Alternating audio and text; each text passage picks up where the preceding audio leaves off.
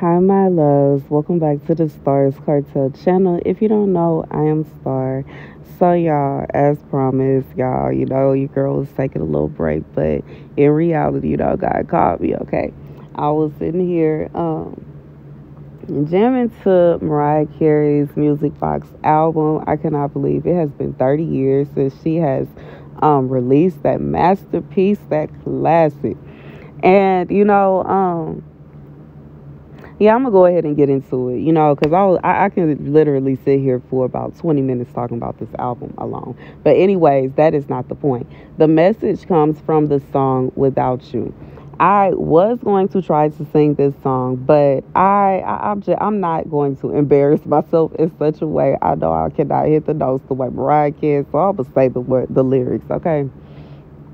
So Oh, I can't forget this evening, are your faces you were leaving, but I guess that's just the way the story goes. You always smile, but in your eyes, your sorrow shows. Yes, it shows. I can't live. I can't live. If living is without you, I can't give. I can't give anymore. I can't live. If living is without you, I can't give. I can't give anymore. Okay.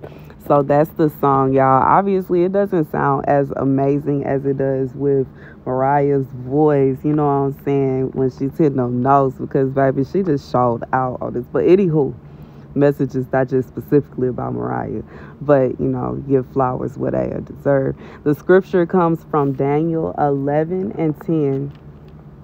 But his sons shall prepare and assemble a great armed host, which shall advance like a flood, then withdraw.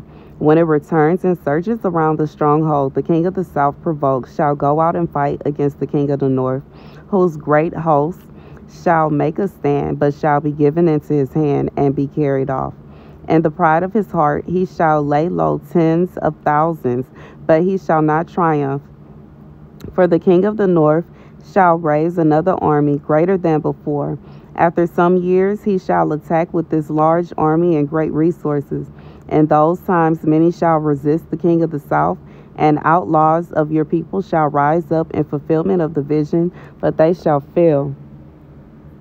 So here's the message, okay? This is someone you have separated, okay, from your person. You have separated from your person, and you hit them different, okay? Like, you hit them in a way, though you're leaving them, your being away from them hits different than anybody else that they have ever experienced before. They are used to being the one that goes around breaking hearts. They are used to being the one that ends relationships. They are used to being the one that calls it quits. They are used to being the one that will storm off having 1,000 reasons as to why they left somebody. They are used to winning every fight. They are used to winning every art. They're used to winning everything.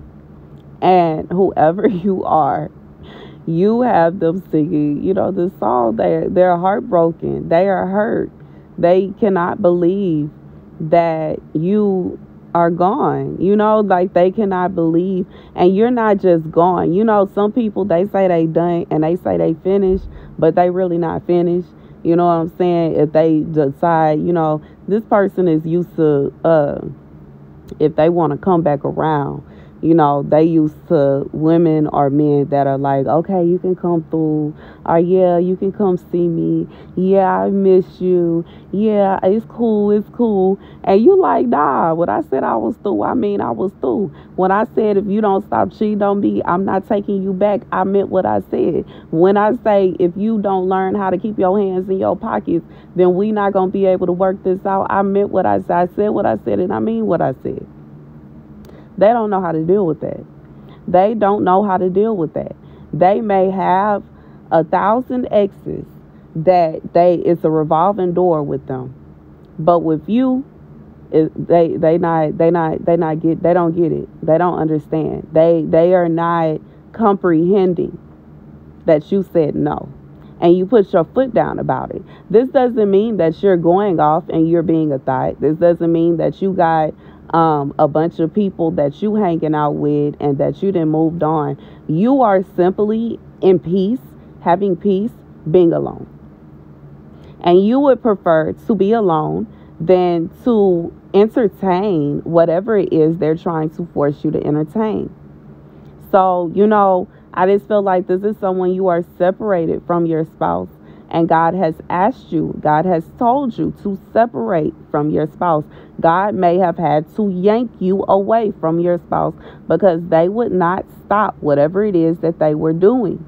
And God has told you if they do not stop, He's not giving you back. So far, your spouse has been using their free will. And in their free will, they have decided to make the wrong choices. That's their business. They don't want to stop cheating. That's the choice they made. They don't want to stop being abusive. That's the choice they made. They don't want to get right with God. That is the decision that they have made.